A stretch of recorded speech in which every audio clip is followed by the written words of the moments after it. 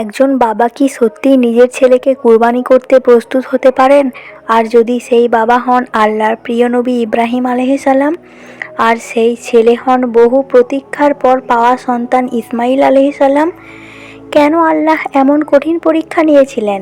আর কিভাবে এই ঘটনার সাথে জড়িয়ে আছে কাবা শরীফ, হজ এবং আজকের ঈদুল আজহা? চলুন জানি ইসলামের ইতিহাসের অন্যতম আবেগঘন সেই মহান ঘটনা।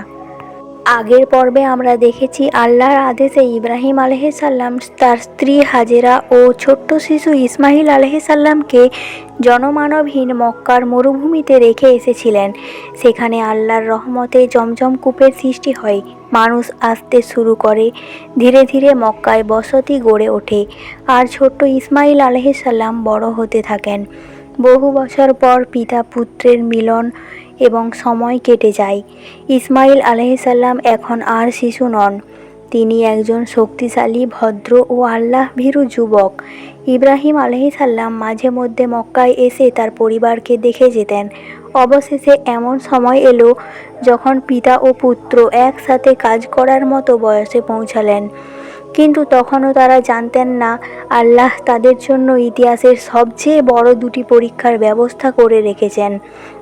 একদিন আল্লাহ ইব্রাহিম আলাইহিসসালামকে নির্দেশ দিলেন এই পবিত্র স্থানে তার ঘর নির্মাণ করতে, আজ আমরা যাকে কাবা শরীফ নামে চিনি। তখন সেখানে কোনো বিশাল ভবন ছিল না। ইব্রাহিম আলাইহিসসালাম ও ইসমাইল আলাইহিসসালাম মিলে পাথর সংগ্রহ করতে লাগলেন। ইসমাইল আলাইহিসসালাম পাথর এনে দিতেন আর ইব্রাহিম আলাইহিসসালাম দেয়াল নির্মাণ করতেন। পিতা পুত্র একসাথে আল্লাহর ঘর নির্মাণ করছেন, এর দৃশ্য কল্পনা করলেই হৃদয় ভরে যায়।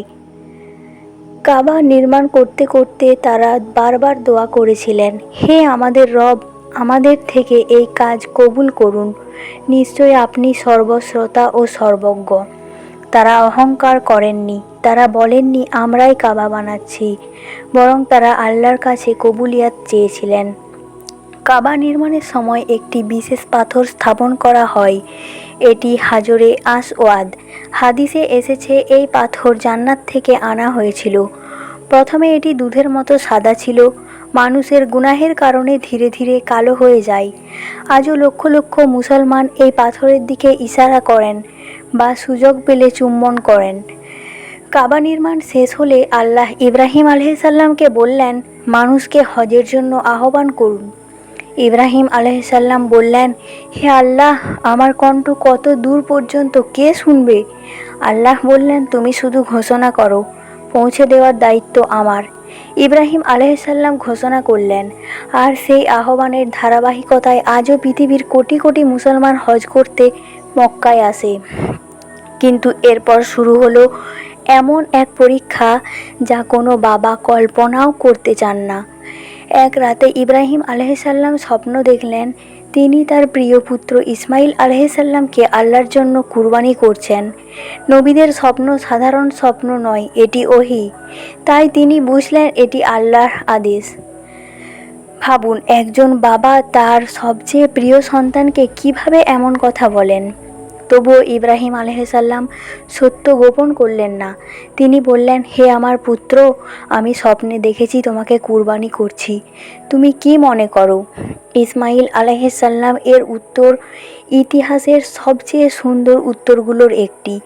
তিনি বললেন, হে আমার পিতা, আপনাকে যা আদেশ করা হয়েছে তা পালন করুন। ইনশাআল্লাহ আপনি আমাকে ধৈর্যশীলদের মধ্যে পাবেন। কি অসাধারণ ঈমান, কি অসাধারণ আনুগত্য! একজন বাবা আল্লাহর আদেশ মানতে প্রস্তুত, একজন ছেলে আল্লাহর সন্তুষ্টির জন্য নিজের জীবন দিতেও প্রস্তুত। শয়তান এই ঘটনা থামাতে চেয়েছিল, সে বিভিন্নভাবে বাধা দেওয়ার চেষ্টা করেছিল, কিন্তু ইব্রাহিম, হাজেরা ও ইসমাইল আলাইহিসসালাম কেউ তার ফাঁদে পা দেননি।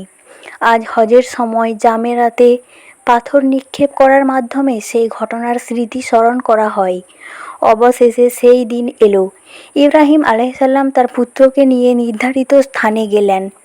ইসমাইল আলাইহিসসালাম সম্পূর্ণ শান্ত, কোনো অভিযোগ নেই, ভয় নেই, কারণ তিনি জানতেন আল্লাহর আদেশই সর্বোচ্চ। ইব্রাহিম আলাইহিসসালাম পুত্রকে শুইয়ে দিলেন, ছুরি হাতে নিলেন। একজন বাবার হৃদয় তখন কতটা কাঁদছিল তা কেবল আল্লাহই জানেন। ঠিক সেই মুহূর্তে আকাশ থেকে ডাক এলো, হে ইব্রাহিম, তুমি তোমার স্বপ্নকে সত্যে পরিণত করেছো। আল্লাহ তার পরীক্ষা কবুল করলেন। ইসমাইল আলাইহিসসালামের পরিবর্তে একটি মহান দুম্বা পাঠিয়ে দিলেন এবং সেটি কুরবানি করা হলো। ইসমাইল আলাইহিসসালাম নিরাপদে ফিরে এলেন।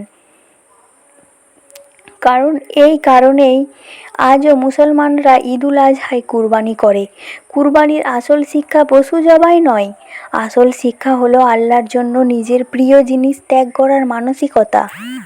আল্লাহর আদেশের সামনে নিজের ইচ্ছাকে ছোট করে দিতে হয়। প্রকৃত ঈমান ত্যাগের মাধ্যমেই প্রমাণিত হয়। কাবা হলো তাওহীদের প্রতীক। ইব্রাহিম আলাইহিসসালাম ও ইসমাইল আলাইহিসসালাম আমাদের আনুগত্য ও ধৈর্যের সর্বোচ্চ উদাহরণ। কিন্তু ইব্রাহিম আলাইহিসসালামের পরিবারের আর একজন নবী ছিলেন, লূত আলাইহিসসালাম। সেই ইতিহাসটি আমরা জানব পরবর্তী পর্বে। ইসলামিক ইতিহাসগুলি এভাবে পরপর জানতে হলে অবশ্যই সাবস্ক্রাইব করুন এবং একটা লাইক দিন।